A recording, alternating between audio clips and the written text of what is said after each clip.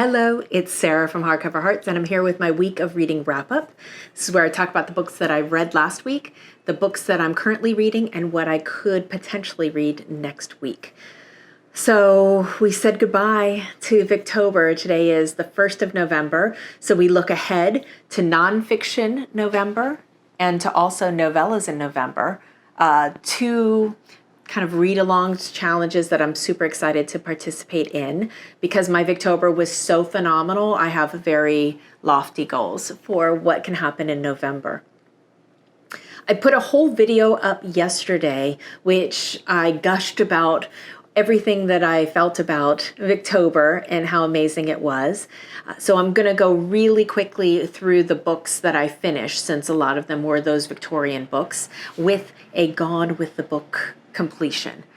So the first thing that I finished last week, I finished 4 books last week, which I am quite pleased with after only having finished one the previous week.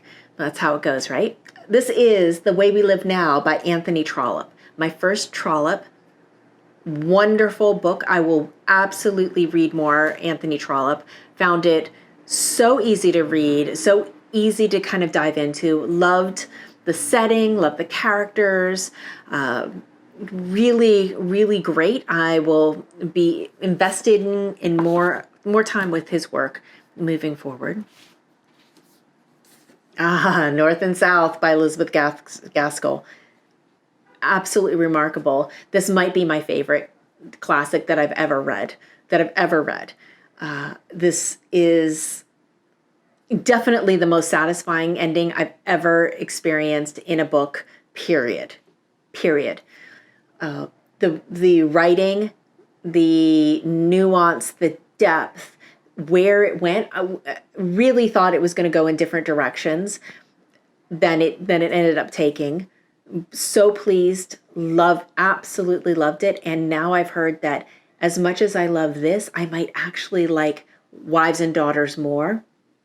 So I think I might have to read that in December. But fantastic book. The next book that I completed was an audiobook that came up in my library, from my library hold, that I put on a while ago. So I think this was even though it was a backlist, I think it was really popular. So everybody had tried to grab it at the same time.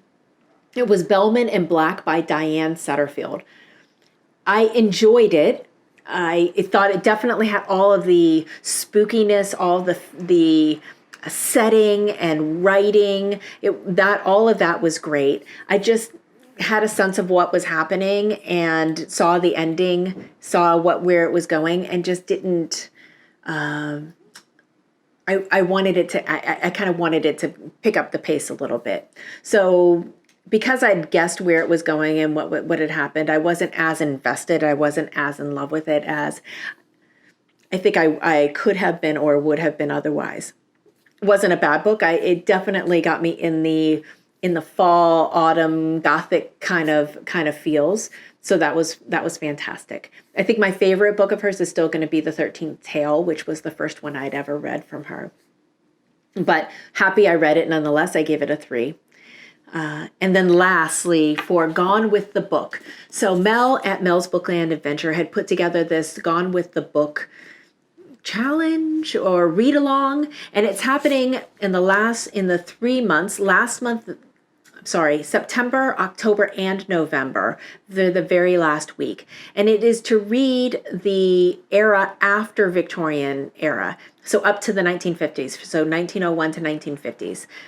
And I had started this book in September for Gone with the Book and didn't complete it, decided to put it aside because I wanted to go deep into Victober, which I did. So I was able to pick this back up and really looking forward to grabbing it again. It's charming. This is Miss Buncle's book by D.E. Stevenson. The story is about a woman who writes a novel, and she's basically just novelized the story of her little village and all of the shenanigans that have happened in it and their relationships. And it causes such a fervor because people recognize themselves when it gets released, that they're stunned and they try to figure out who wrote this book, and they don't suspect that the woman who actually wrote it. And she did it under a male pseudonym. So hijinks ensues, and all sorts of delightful little things happen as a result of this book being published and everyone trying to figure out who it is. Really fun. If you like English village life type of stories and that type of thing, then this will be right up your alley. I loved it, gave it 4 stars, and look forward. This is just the first in the series, so I look forward to more in the series. So that's what I read. Let me talk about what I'm currently reading. So I pretty much had put this down for most of October. I jumped right back into it last week as a means of trying to be ready for my book club, and was able to get a good chunk read only because I moved into what I don't like to do, which is to physically annotate my book. So I started to write in the book and to take notes and to mark it up and all of that. And it actually helped. It helped me contextualize what was happening. This book moves very meditatively. It's like watching a stream go by, and I wasn't capturing what I wanted to with it. Now I'm seeing more pieces fit together, and I'm seeing how she's crafted it, and it's helping me in my, not just my comprehension, but also my enjoyment of it. So I'll be continuing to annotate as I move through it. So stay tuned for that. Then I also started Nonfiction November. I started it yesterday and last night, I should say last night after work. One of the benefits of the fires that have been happening, the wildfires, and working from home all this week, was that I just had time to read instead of commuting. So 5 o'clock hit, or 5:30, and I had reading time immediately available to me, which was a wonderful luxury. I was also able to read in the early mornings before I started work. So I think that is what helped me get through a lot of these books. So I was able to get started earlier, and I knew I wouldn't finish any of these for Nonfiction November, so what the hell, right? First thing I started was Insurgent Muse, Life and Art at the Women's Building by Terry Wolverton. This is the story of the Women's Building in Los Angeles in the 1970s. This was a West Coast feminist arts movement. Very interesting story. I had previously in my Nonfiction November TBR had talked about wanting to make more progress and hopefully finish this book, Essential Essays, Culture, Politics, and the Art of Poetry by Adrienne Rich. And I had mentioned that I thought this might be a good accompaniment because it's around the same era of feminism. And when I opened it up, to my delight, the very first quote in here is from Adrienne Rich. Quite pleased that I'd put those together correctly. So reading that, I'm about 45% through and enjoying it very much so far. A lot of it right now is about Terry Wolverton's experience as a participant as it's kind of starting in its second year. So that's interesting, and I'm learning a lot. The other thing that I'm reading, I'm doing this in audio. I almost wish that I had read it, but I'm enjoying the audio and it's moving very quickly, is Viv Albertine's To Throw Away Unopened. Viv Albertine is just wonderful. Here's a photo of her in the back. She's just so cool. She is the guitarist for The Slits. The Slits were a late 70s punk band from the UK, and she is very well known for this book, Clothes, Clothes, Clothes, Music, Music, Music, Boys, Boys, Boys.